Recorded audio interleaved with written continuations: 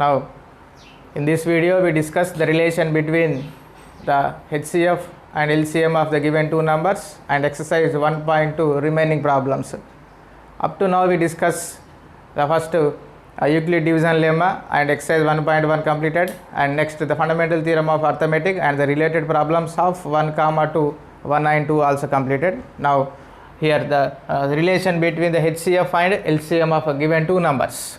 If A and B are two distinct positive integers and suppose HCF of A comma B is H and LCM of A comma B is L, then we have the following relation: H into L equal to A into B. That is the product, that is here the product of HCF of A comma B and LCM of A comma B equal to product of the given numbers. I explain this with an example. See example, here I am taking the two numbers 50 comma 60, the two numbers. We have to find out first HCF and LCM of the given two numbers. Now first to find out here the 2, I will try with the 2, 2 2s are 4, 1 remaining 10, 2 5s are 10, next 5 5s are 25. So 50 is written as 2 into 5 into 5 means 2 into 5 square. Next 60, find the factors of 60, 2 30s are 60, next 2 1s are 2, 1 remaining 10 means 2 5s are, next with 3 5s are 15. Now 60 is written as 2 into 2 into 3 into 5. So it is written as 2 square into 3 into 5. So these are the prime factors of 50 and 60 factorization. Now next, see, we have to check the relation. So before that, find out HCF of 50 comma 60. We already completed. How to find out the HCF of 50 comma 60? We have to consider first the common factors. The common factors of 2 is a common factor and 5 is a common factor. Now in common factors we have to consider the least power. Here 2 square, the least power is 2 into, and one more common factor is 5 is a one more common factor, and the least power 5 square 5, the least power is 5 power 1 means 5. So 2 into 5 equal to 10. So HCF of 50 comma 60 is 10. Now what is LCM? LCM of 50 comma 60 means consider all the factors. Here we have to consider all the factors. Among all the factors we have to consider the greatest power. Here 2 square is a factor and the greatest one is 2 square. Next to 5 square, the greatest one is 5 square, and next to the only one factor is 3. So multiply with 3. 2 square value 4, 5 square value 25 into 3.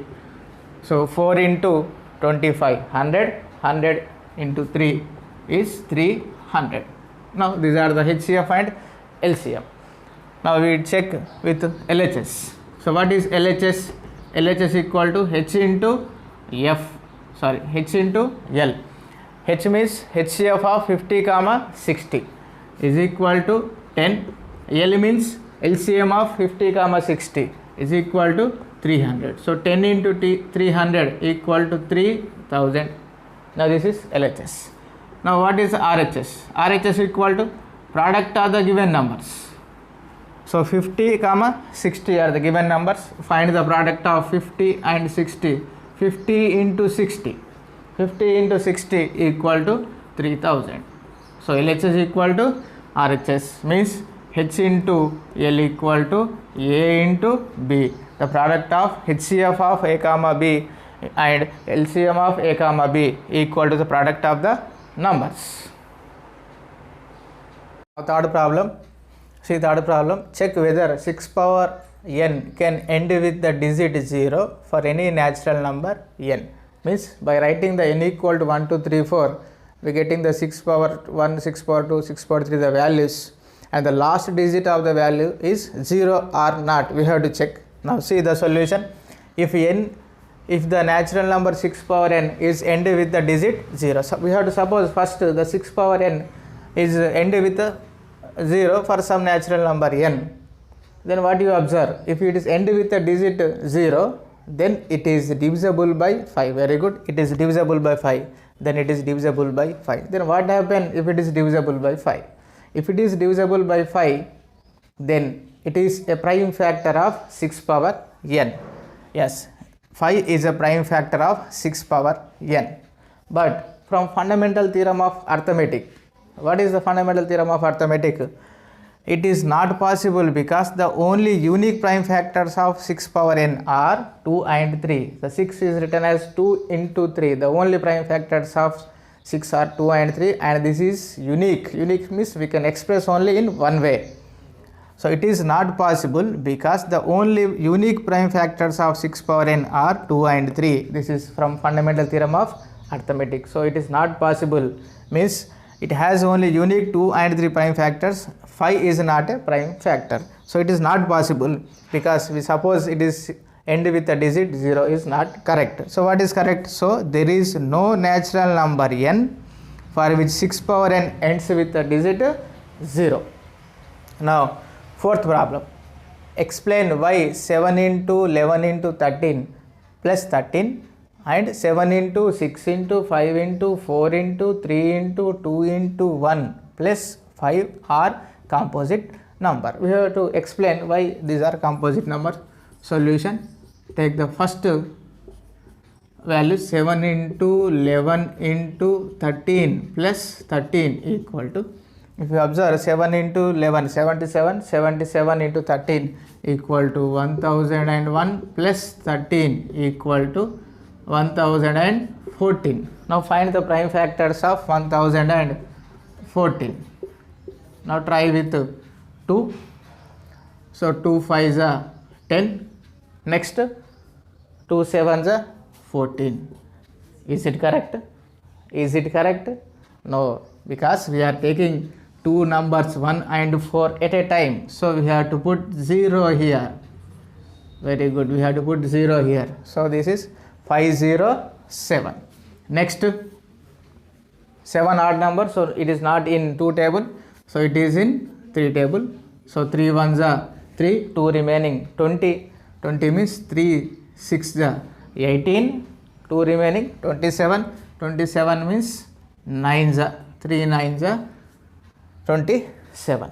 Next, if you observe, this is a square number 13 into 13. 13 13s are 169. So what are the factors of 1014 equal to, we can write this as 2 into 3 into 13 into 13 means 13 square. So it is expressed as a product of prime numbers. If a number expressed as a product of prime numbers, what you observe from fundamental theorem of arithmetic, we can express only composite numbers as a product of prime numbers. So this is a composite number.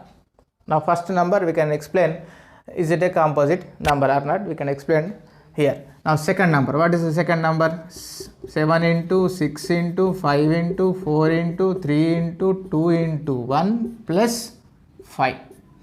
So find the product of all these numbers, and we get the, if you find out the product of number 5040 and add plus 5. So it gives the number 5045. So find the same, the prime factors of 5045. Here 5 end with 5 means try with 5. So 5 ones are 5. Here is 0. Next 45 9. Is it correct again? No, again it is not correct because we are taking two numbers at a time. So we have to write here 0 and here 9. So 1009 is a prime number. So there are no factors. So 5045, we can write this as 5 into 1009. Again it is written as a product of prime numbers. If a number is written as product of prime numbers, from fundamental theorem of arithmetic we can call this as a composite number, because composite numbers are only expressed as a product of prime numbers. Now fifth problem, See, what is the fifth problem? Fifth problem similar to fourth problem. How will you show that 17 into 11 into 2 plus 17 into 11 into 5 is a composite number? It is similar to fourth problem. See the solution. Write 17 into 11 plus into 2 plus 17 into 11 into 5. See, if you observe 17 into 11, 17 into 11 is common. Now take 17 into 11 as common. The remaining here 2, the plus as it is, and into 5. So 17 into 11 here into 2 plus 5 is 7. So what you observe? 17 is a prime number, 11 is a prime number, 7 is a prime number. So it is written as product of prime numbers. So if it is written as product of prime numbers, then the given number is a composite number. From fundamental theorem of arithmetic, every composite number is written as a product of prime number. So it is a product of prime number. So it is an composite number. Now the last problem of this exercise. What is the last digit of 6 power 100? So if you observe, 6 power 1 is 6. 6 square. 6 square means 6 into 6. Means 36. 6 cube value 216. Like this, if you write 6 power 4, 6 power 5, 6 power 5, what do you observe? The last digits, the unit place digits, all are 6. The units digits means the last digits end with always 6. So 6 power 100, if you find the 6 power 100 value, the unit place digit is also 6. If you expand, find out the value, the last digit must be 6. If you observe 6 power 1, 6 square value 36, 6 cube value 216. Like this, if you find out, the units place digits are always 6. In 6 power 100 is also unit digit is also 6. Now this completes the exercise 1.2. Next topic, in next video we discuss the rational numbers and their decimal forms.